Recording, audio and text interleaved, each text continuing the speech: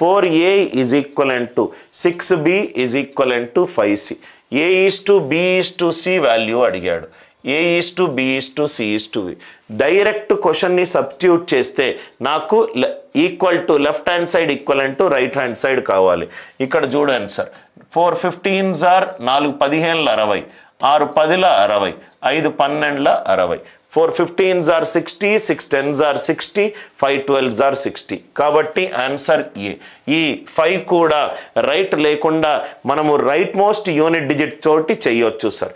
ఇక్కడ డైరెక్ట్గా నేను తప్పు అని చెప్పొచ్చు.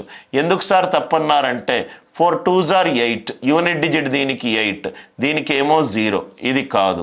దాని తర్వాత ఇది కూడా కాదు, 6 6s are 36, దీని యూనిట్ డిజిట్ 6, దీని యూనిట్ డిజిట్ 0, ఇది కూడా కాదు. చూడంగానే మనకు ప్రధాన సంఖ్య కాకుండా రైట్ ఆన్సర్ ఆప్షన్స్ నుంచి కూడా మనం ఎలిమినేట్ చేయొచ్చు. 4a is equivalent to 6b is equivalent to 5c. క్వశ్చన్లో ఏముంది సార్, 15:10:12 ఉన్నది. అంటే దాని అర్థం ఏంటంటే ఏ బదులు 15 పెట్టుకోండి, బి బదులు 10 పెట్టుకోండి, సి బదులు 12 పెట్టుకోండి. 4 15ల 60, 6 10ల 60, 5 12ల 60, అన్నీ ఈక్వల్ అవుతున్నాయి. I hope the idea it is clear. 2x + 3y, 2x + 3y is 2, 3x + 4y 5y ఎంత ఇచ్చాడు, 18/21. 2x + 3y divided by 3x + 5y it is 18/29.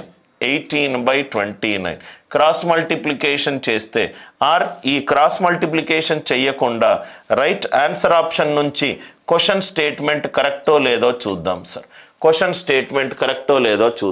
Right now ఇక్కడ చూడండి సార్, సపోజ్గా 4/3 పెట్టుకుంటున్నాను, ఆన్సర్ నుంచి 4/3 పెట్టుకుంటున్నాను. x/y ఎంత సార్, 4/3. చూస్తూనే ఉంటే నాకు అర్థమవుతుంది, x బదులు 4 పెట్టుకుంటే y బదులు ఎంత పెట్టుకోవాలి, 3 పెట్టుకోవాలి. రైట్, x బదులు 4 పెట్టుకుంటే y బదులు 3, x బదులు 4 పెట్టుకుంటే 2 × 4 ప్లస్ y బదులు ఎంత పెట్టుకోవాలి, 3. 2 4s are 8, 8 + 2 4s are x బదులు 3 పెట్టుకున్నా, 4 పెట్టుకుంటే 2 4s are 8 plus 3 × right 3, 9 + 8, 9 + 8 is 17. y ఇది నెక్స్ట్ y బదులు 4 పెట్టుకుంటే 5 3s are 15 ప్లస్ 3 × 4, 12 + 15 రైట్ 27 రావట్లేదు. సో కాబట్టి నేను ఏం చేస్తానంటే ఇంకా ఏ వాల్యూ ఉందో ఒకసారి చూసుకోండి. 3/4 పెట్టుకుంటే x/y 3/4 పెట్టుకుంటే y బదులు 4 పెట్టుకుంటే 5 4s are 20. అందరూ ఉన్నారు కదా సార్. x బదులు 3 పెట్టుకుంటే 3 3s are 9, 20 + 9 29. x బదులు 3 పెట్టుకుంటే ఎంత అయింది, right 3 2s are 6, 4 3s are 12, 12 + 6 18. Answer ఎంత, 18/29. 18/29. క్వశ్చన్ చూస్తూనే ఉంటే కొంచెం మీకు ఇక్కడ కొంచెం మీ స్మార్ట్నెస్ బాగా ఆన్సర్ తీసుకొచ్చేటట్టు చేస్తుంది సార్. ఇక్కడ మీరు 4/3లు ఇవేమీ ట్రై చేయకుండా ఇక్కడ మీకు 29 ఉంది. 29 అనేది ప్రధాన సంఖ్య.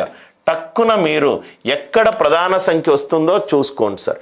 3x + 5y 2/3 అంటే 3 2s are 6, 5 3s are 15, 15 + 6 ఎంత, 21. నాకేం కావాలి, 29 కావాలి.